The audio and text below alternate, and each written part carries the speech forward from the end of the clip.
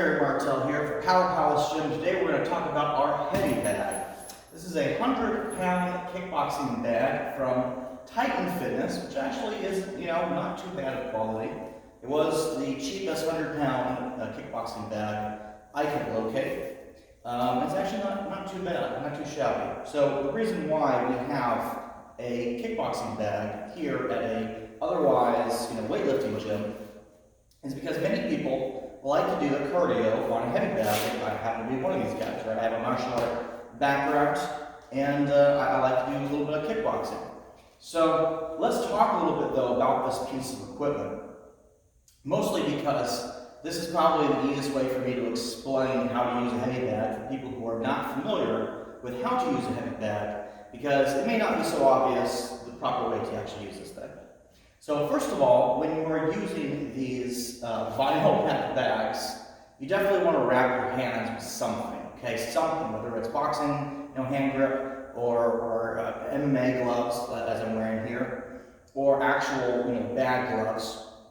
For example, most men probably should be wearing somewhere between 12-ounce, 16-ounce gloves, and women probably something lighter than that.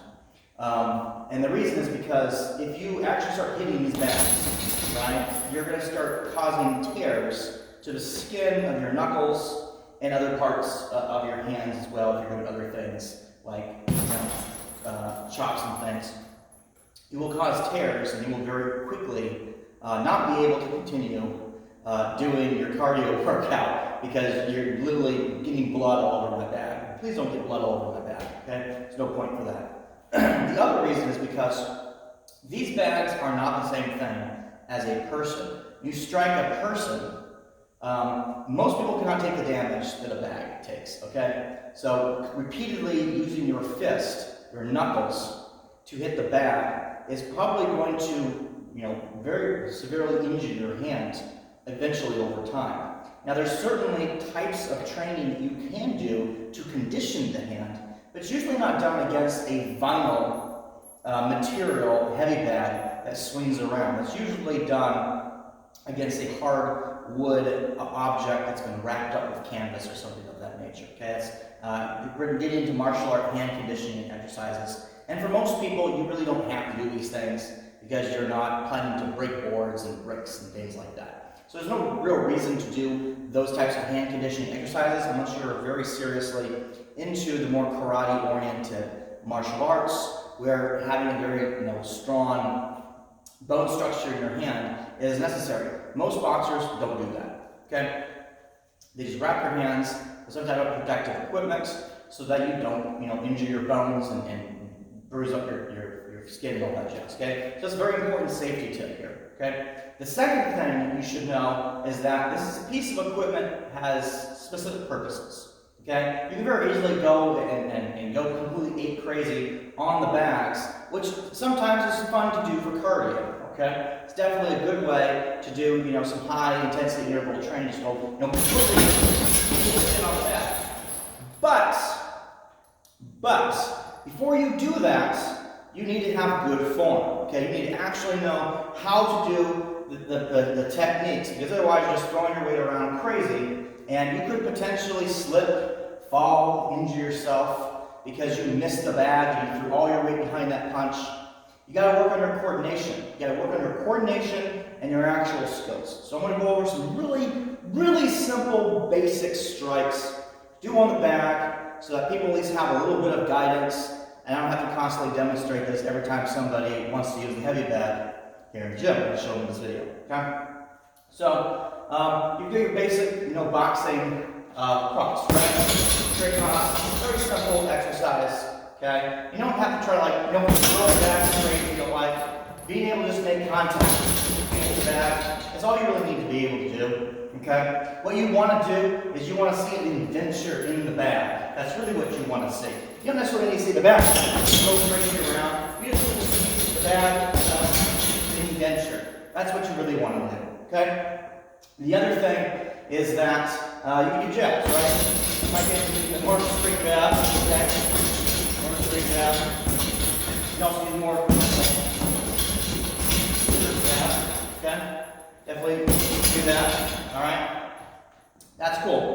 Uppercuts, that's a little harder to do with the straight bag. There's an actual bag for uppercutting, but the technique is, the same. You get down like this, and then you come up and hit them, and as you're doing that, you're pushing through with your legs. That's another important thing I should mention, right? The power for a punch doesn't really come from the upper body, okay? That is the delivery system for the punch.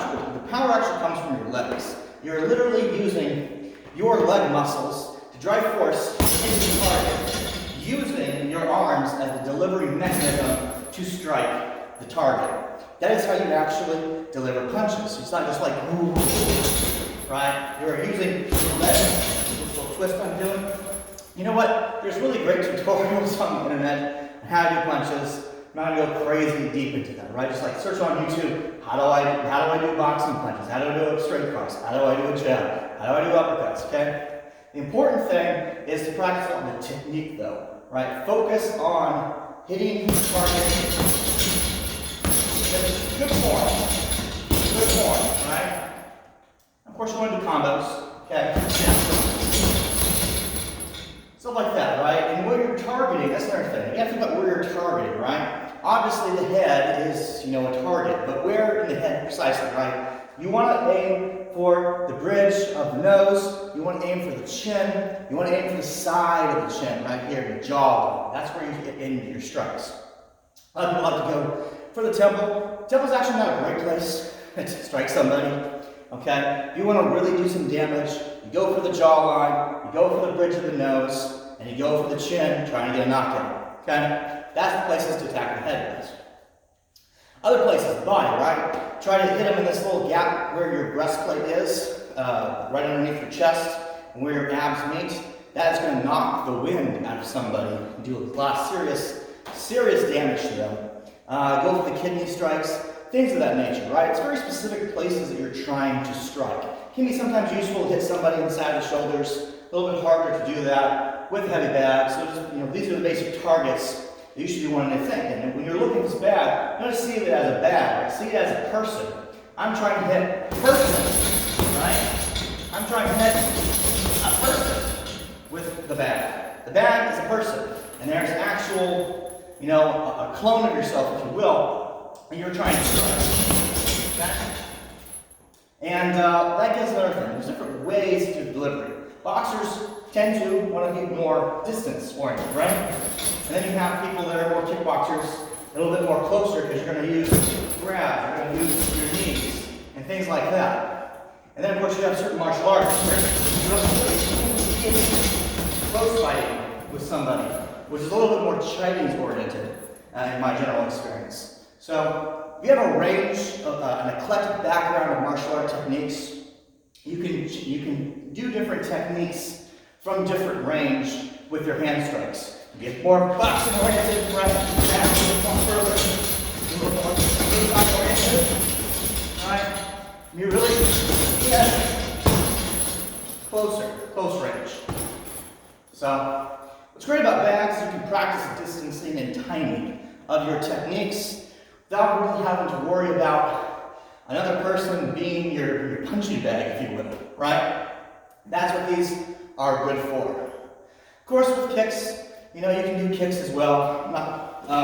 You're going to kick a heavy bag. You don't wear shoes. You're barefoot, okay? Don't damage my bag. Don't take, the crap you've been walking out, dog poop you've been walking in, places people have been spitting. Don't come in here and start kicking my bag with all that garbage on your shoes. Be barefoot, okay? Be barefoot. So, this video's getting a little bit long, but I think you get the general gist of it. Going completely ape crazy in the bag, that can be fun, but it's not very productive. And the goal of martial arts, even sport martial arts like boxing, right? The goal is to exert the least amount of force to do the most amount of damage to your opponent while putting yourself in the most safe position that you possibly can. That's why you strike, keeping your guard up, okay? That's why you control distance, you control your timing, you aim for weak points of the body. You don't just try to punch somebody up in the upper chest for no reason, just punch them in the stomach for no reason. You're aiming at specific places in your weak areas. That is the goal of martial arts, is to overcome the opponent using the least amount of energy expedition that you need, because you might have to fight more than one person, okay? You don't want to unload your whole cannon, run out of steam on just one person throwing wildly crazy strikes on that person. You want to be able to conserve your energy, be very efficient with your takedown of that individual, and then be able to focus on the other threats around you. Okay, so I'll do just a little short demonstration of what like a nice little combo, sort of session should be. Like, you don't want to just be completely crazy on it, right? Like, you want to sustain it, try to go for like a certain number of seconds usually. Like, start at like maybe you want to hit for like 10 seconds, 30 seconds, something of that nature, right? So I'm going to try to shoot for like about maybe 20 seconds, just sort of count in my head, see how close I get it. Just a little demonstration of like the amount of intensity you should probably be using against the bags, right? So here we go.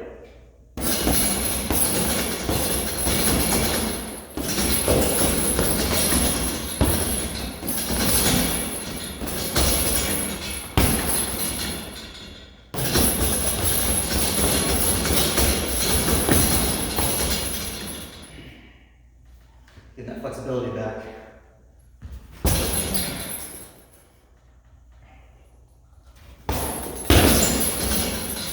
Messed up my twist kick.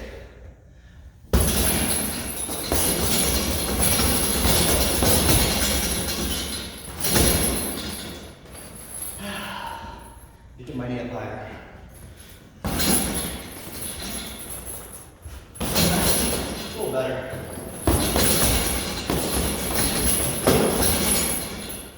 That's probably good. So, don't have to go completely crazy. Try to focus on combos. Try to have good technique. If you screw up, take a moment to reassess, readjust, try again. Hope you guys got something out of this. Again, make sure you wear some gloves. We do have some owner gloves.